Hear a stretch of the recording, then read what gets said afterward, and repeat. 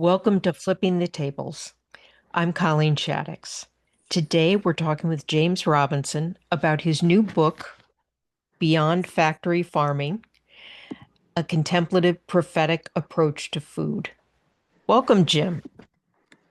Thank you, Colleen. It's great to be here, and I'm looking forward to this conversation. So, I was really interested in talking with you because you come at this advocacy from a Catholic viewpoint. I'll be honest, in Catholic school, I was taught we have dominion over the animals, which to me meant you be kind to them, but you can use them to pull your chariot. You can eat them. They're definitely on a lower rung than us. Hmm. Talk to me from our spiritual background about why that's not necessarily an accurate way to look at it. Yeah. Um, so often that vision of our relationship with the more than human world is traced to certain interpretations of the book of Genesis, the first creation story, specifically passages in Genesis 126 and 128 that essentially state that God has given human beings dominion over creation, and these passages have been taken out of context to imply or to justify or to validate what I would call death dealing patterns of domination. Some scholars have attempted to reinterpret the dominion paradigm in light of this concept of stewardship. That really what it means to be granted dominion over creation is to be called into a relationship of stewardship, of deep care. But there's still a kind of power dynamic at Mhm. work there. It's hierarchical and it's dualistic. So other theologians, such as Elizabeth Johnson, Beth Johnson, who I studied with at Fordham, and many others, have even tried to kind of push our thinking beyond stewardship to what some scholars are calling the community of creation. So there's this biblical scholar named Richard Bauckham who uses that phrase. Beth Johnson uses that phrase. I use that phrase in my book as well. And basically, the community of creation model comes out of a reading of the entire Bible. So the vision of dominion that comes across in Genesis 1 is actually, like, in view of the full wealth of biblical texts, is just one vision. And actually what comes across more fully throughout the Bible is this sense that human beings are part of this community of creation. We're all creatures at the end of the day.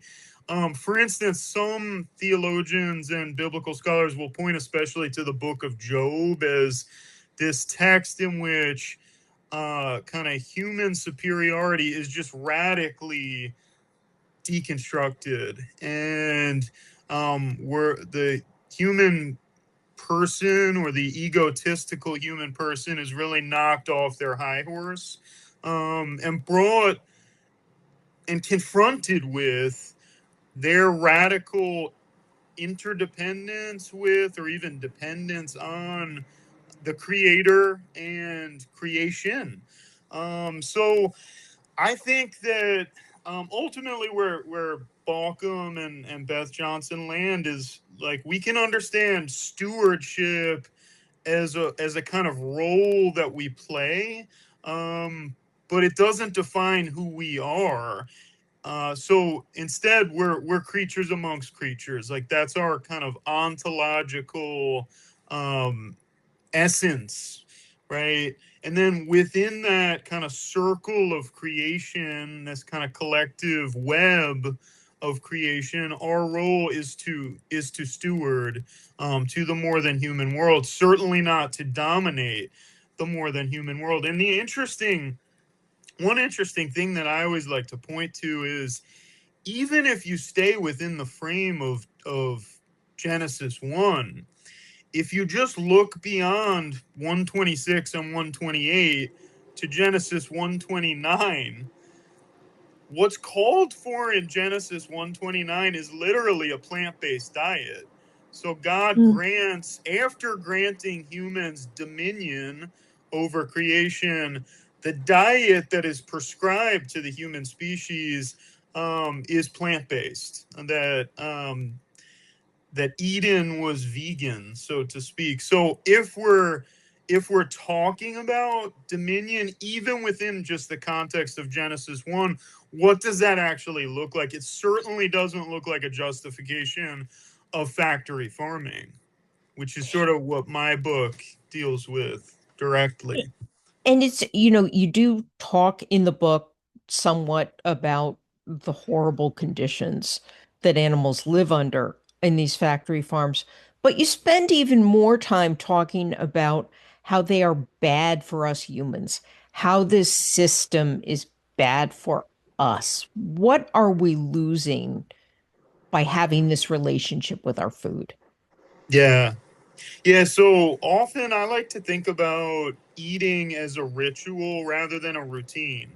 And as a ritual, eating puts us in touch with two conflicting realities. One is our radical connectedness with creation, with the community of creation, with the land, with ultimately, I would argue, with the creator as well, in that when we eat, we take that which was once outside of ourselves into our bodies and it becomes our bodies. So this is an act of communion at one level. But eating also shows us our disconnection, our broken relationality with the web of life. And I think if we are honest, if we analyze our meals, if we look beyond the surface of them, often the food that's on our plate is coming from vast distances. Maybe it's 1,500 miles away.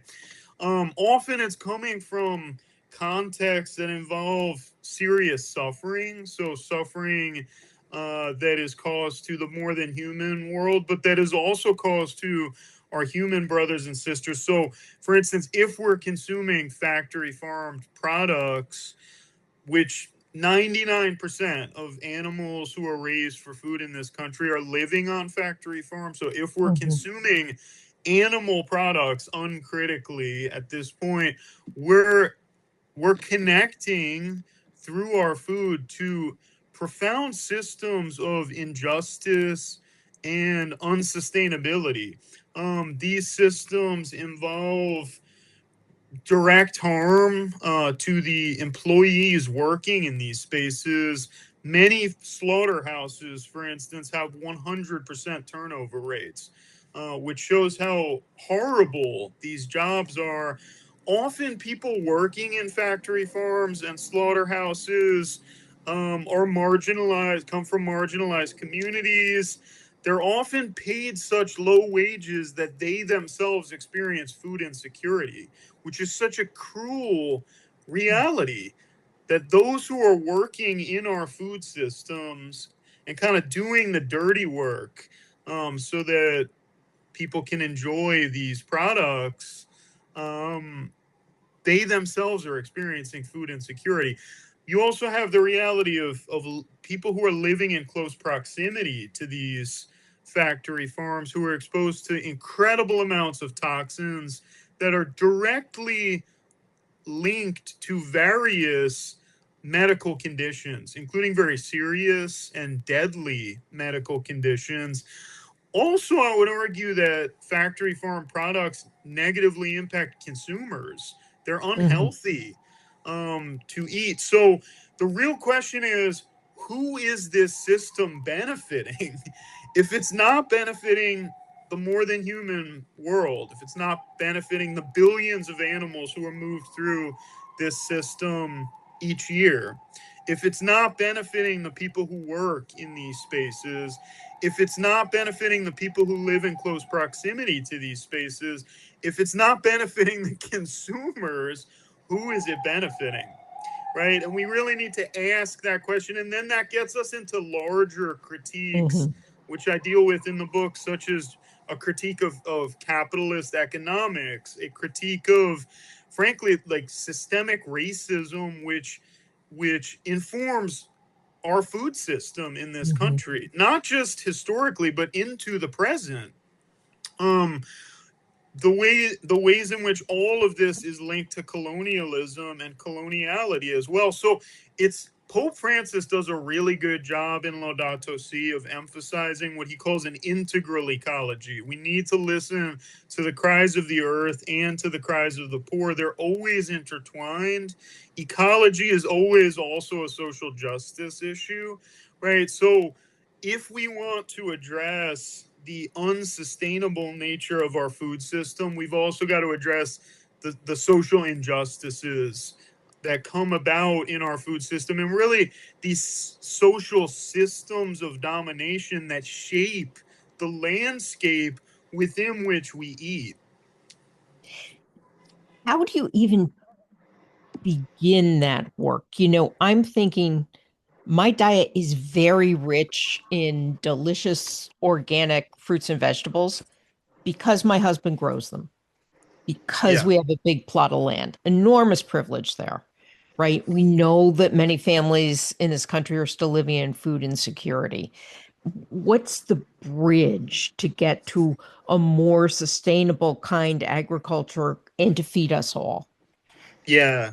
I mean, I think fortunately there are many bridges, right? And it's our critique of the status quo and our no to the status quo opens up into this kind of polyphonic yes. There's multiple, there are, the Zapatista's phrases, there's one no and many yeses. And I think about in the book a multiplicity of alternatives to our existing food system. And one of the things that I really try to emphasize is that we need to bring our attention to this really important bridge between personal transformation and collective transformation, which is institutional transformation. I think our institutions need to transform. I opened the book by describing this experience I had. I was attending a Catholic high school in New Jersey, suburban New Jersey, and I kind of became aware of the horrors of factory farming. And there was really no institutional support for ethical eating Hmm. at that time. And, based on, I've looked at the menu at the cafeteria of the high school, and it doesn't seem like there is to this day. And I think often when we think about these things, when we think about these questions, the bulk of our attention is directed to the individual consumer. And I instead think our attention should be directed to institutions, and really like calling on these institutions in the prophetic mode, right, to undergo conversion, to undergo collective or institutional conversion. So what would it look like for a Catholic high school to say, we're not serving factory farmed products in our cafeteria, we're going to break ties with the food service provider that we're currently working with, and we're going to really experiment with sacred eating practices Hmm. in which we're building relationships with local farmers, in which we're emphasizing plant-based options, but also opening up access to pasture-raised animal products, in which we're really like rethinking what our collective eating experience looks like, so that it's not the aberration from the norm when one individual student or staff person says, I don't want to do this anymore, I want to eat ethically. I want to eat sustainably. Instead, it becomes, as Peter Morin, the co-founder of the Catholic Worker, always put it, he said, we've got to create places where it's easier to be good. And I Right. really think that's what, it's not just Catholic high schools, it's Catholic universities, monasteries, retreat centers, convents, etc. There are parishes for Yeah. their cookouts and things like that. These could really be opportunities for sacred or sacramental eating institutionally, in which people who participate in those spaces show up and have access to really good food that connects them with the local ecosystem, that connects them with farmers, that connects them with the land in a really sacred way. And I think I think our work is to push our institutions to take this seriously and to literally and metaphorically change their menus, right? Rather than just thinking about, or even primarily thinking about, personal Hmm. changes, right? Like really pushing our institutions to make a way for us to do this together, right? I think often that's the work that I'm most interested in, even though at the same time, like, I do think personal grappling with these issues is super important, and opening up access so that people can personally transform the way that we eat is really important. Like, again, this is why it's a social justice issue as well Hmm. as a sustainability issue. Like, who has access to organic local produce and who doesn't, so, but that's why we have to think about this institutionally. I really believe that, and make these structural changes together to really like demand that our institutions change. How do we overcome not just the systems, the economic systems that encourage really cheap, really low quality food, but our culture? I'm recalling in high school, I read Diet for a Small Planet and became a vegetarian for a while. Mm. And my family wasn't thrilled with it, but they put up with it. But Thanksgiving, for a month before Thanksgiving, my mother was like, "You sure you're not going to eat turkey?" "No, Mom, there's like 17 side dishes. It's fine." "You sure you're not going to eat turkey?" And it got to the point on Thanksgiving Day, I ate turkey rather than make my mother cry. Like, Yeah. so many of our cultural milestones, from the hot dog at the baseball game to, are tied up with meat and meat raised Mhm. in, suspect ways. How do we, how do we make lentils celebratory? Yeah, no, that's a really good question. I mean, I think this is part of it, is this is where the prophetic calling shows up, that the prophet does is called to turn against the mainstream and to Mhm. operate as a sign of contradiction, and that is a painful turning. That turning is often can be isolating. But I think ultimately, like, we need to do this turning together. So it can be a collective and even celebratory prophetic act to turn away from existing traditions Mhm. and just standard practices within the status quo.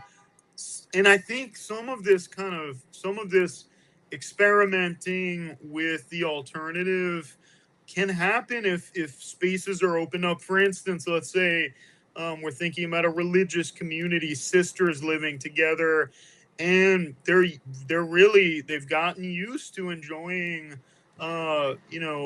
meat products, even for 3 meals a day, which is Mhm. fairly common in America, Yeah. unfortunately. If they could devote maybe Mondays and Fridays to plant-based eating. So we're doing meatless Mondays and we're doing meat-free Fridays, which was the That tradition was our tradition. Yeah. in the Catholic Church until the early '60s, right? So devoting at least 2 days a week to plant-based eating, that opens up a space where then we're experimenting together with different recipes, and it becomes fun, it becomes exciting, it becomes interesting when everybody's on board. I think Hmm. it's most painful, like for in your experience, it was difficult for you because you came to this conclusion and decision individually, right? Yeah. That you wanted to be a vegetarian, and there was no real openness, among the group, to kind of accommodate that. So I'm just like, I'm thinking about ways that we can build collective openness to experimentation so that we can all make this prophetic turn together and not be super isolated, but can instead like do this kind of celebratory, even fun work of experimenting with new dishes. I mean, that's what I feel like when, like, in my experience, and I kind of like made this shift away from animal products in high school with my twin brother. So we did it Hmm. together, and in my experience, like, it like really opened up my sense of the landscape of food, from like a really kind of small constellation of dishes to like, literally everything that doesn't include animal products. So you start getting really inventive and trying out different kinds of cuisines and, experimenting with like mock products and, like making chickpea tuna sandwiches and things like that. And it can get really interesting and fun. And I would encourage groups of people to try that out together. And if it can't happen in person, where it's like a group of sisters living together who say we're doing meatless Mondays, meat free Fridays, could it happen online amongst, or even through a group chat with a group of friends where, Hmm. people get together and say, look, we're going to try this out. We can share recipes. We can create a Google Doc where everybody's adding recipes and, posting pictures. And then it gives it this sense that, we're making a collective effort. And that can just add energy and joy to the process, I think. And we should clarify, you became a vegan in high school, like Adam and Eve. Um, but you're not necessarily telling all your readers, this is the way, this No, is what you have to do. absolutely not, because like, this goes back to the one no, many yeses. I think there are many alternatives to factory farming, from plant-based eating to pasture raised eating to ethical hunting and fishing.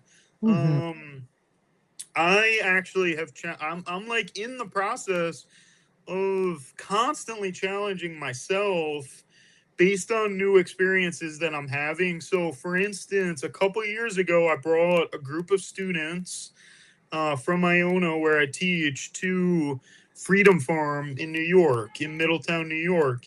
And at this point, I was vegan. And I interacted with the hens on this property, and I saw how happy they were. And I thought to myself, I'm eating those eggs. Like, if Hmm. those eggs are offered, I'm absolutely eating them. I think it will be a sacred act to consume those eggs. And I did do it. And, from that moment forward, I have been like more than open to, and even like happy and glad to eat pasture raised eggs. Hmm. Especially, I think it's especially ideal if there's a relationship built with the farmer. But pasture raised eggs are pretty widely available at this point, even just in like me, grocery stores, big grocery Right. stores. So yeah, I mean, I am not a fan of a one size fits all model to address our monolithic problem, which is this, current approach to agriculture. I think we need a multiplicity of alternatives to this monolithic, uh, death dealing system that we're dealing with. And yeah, I mean, I'm open to and excited by collaboration and solidarity with anybody who's resisting factory Hmm. farming and trying to eat in an alternative way and really like build access for others to eat in alternative ways, you know. Yeah, I mean it's yeah, I think there's a lot of alternatives to the current system, not just veganism. I want to focus on my favorite subject for a second, language. Um, so in our conversation and in the book, you don't say non-human animals. You say more than human. Yep. Talk about that.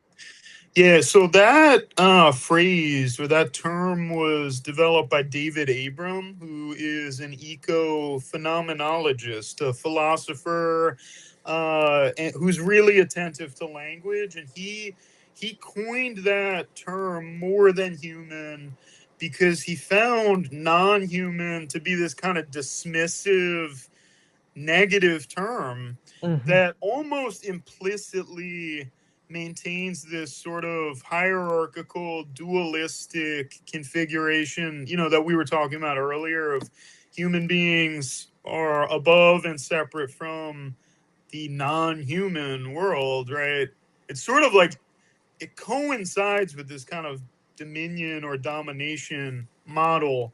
um if we think about the natural world as the more than human world, it captures something of the vast multiplicity of the web of life of which we're a part. And I think it attunes us humbly to the abundance of life that we live in relation to, you know. So I really I think language really does matter. I think that the symbols we use shape us, and um you know, I other thinkers have really emphasized this too. For instance, Robin Wall Kimmerer, writing from an indigenous perspective, a Native American perspective, really pushes against the fact that we often refer to more than human beings as it, Hmm. right? Instead of acknowledging them as she argues that we should refer to them as our kin, right? Hmm. And that really, it really reshapes our sense of self in relation to these beings. If I'm just referring to a tree as it, there is an implicit sense of distance and disrespect. Whereas if I acknowledge this tree is my kin, like, you know, Saint Francis of Assisi referring to the moon as his sister and the sun as his brother, and I think he really meant that, right? If we can go around the world that way, seeing our kin rather than seeing strangers or its or objects, subjects rather than objects, you know, as Thomas Berry always put it, that we need to recognize that the universe is a communion of subjects, not a collection of objects. That's Berry's famous line. And language is kind of, it's the symbolic doorway to our, to how we organize our relationships, or at least how we experience them. And I think it really does, it does matter. The terms and the words and the phrases that we're using to describe the natural world, the more than human world, or more than human kin. Do you believe that really closely examining our relationship to the animals who are in our food system will change, or at least cause us to think about our relationship with the rest of creation, which we're also not doing any favors to right now? Yeah, I do. I mean, I think, you know, as I said earlier, I view eating as a ritual that can alert us to our disconnection, but that can also confront us with the degree to which we're in communion with the wider web of life. And I think, you know, I really appreciate the cover of this book, which was done by the artist Angela Mano, who I don't know if this is showing up Pull well. back a little. Yeah, There we go. I'm Right blessed there. to It's be perfect. Yes. friends with Angela, and you know, she typically paints icons of threatened and endangered species, Hmm. and she's kind of expanded the scope of her work to include factory farmed animals for this book, for the cover. And I think my sense and her sense is, if we can develop real reverence for even one more than human being, it's going to open in us a capacity for developing that sensitivity more and more broadly. It just it expands us, it expands our heart, it expands our capacity for care. And then my question is always, how do we weave that personal or internal capacity for care into institutional transformation and structural transformation? So if we can really see that the pig or the chicken is a kind of icon of divine presence, Hmm. if we can really see that God exists within these creatures, as Pope Francis puts it in Laudato Si, the universe unfolds in God who fills it completely. And then he says, therefore, there's mystical meaning to be found in leaves and mountain trails, etc. And I would argue in chickens and pigs and cows and salmon, etc. Right? If we can really sense that divine presence in these creatures, what does it do to us when we recognize the degree to which they're being desecrated? It enkindles in us the need to stand in resistance to these systems. It enkindles in us the prophetic no of resistance, right? Which, once we start resisting one system or one evil practice or one evil ideology, we begin to realize they're all intertwined, they're all entangled. This is the intersectional vision that Kimberly Crenshaw has given us, and that I think Pope Francis articulates similarly with his vision of integral ecology. All of these systems intertwine, and like our work to care for pigs in factory farms, to me, is inextricable from our work to resist militarism, to stand in opposition to systemic racism, etc. It's all of this work flows into this kind of unified movement for liberation and for resistance, for collective resistance to injustice. All right. Thank you so much, Jim. The book is Beyond Factory Farming, a contemplative prophetic approach to food by James Robinson. It's from Orbis Books. We'll have links in the comments. And thanks for all you've given us to think about. Thank you so much, Colleen. It was great to chat with you.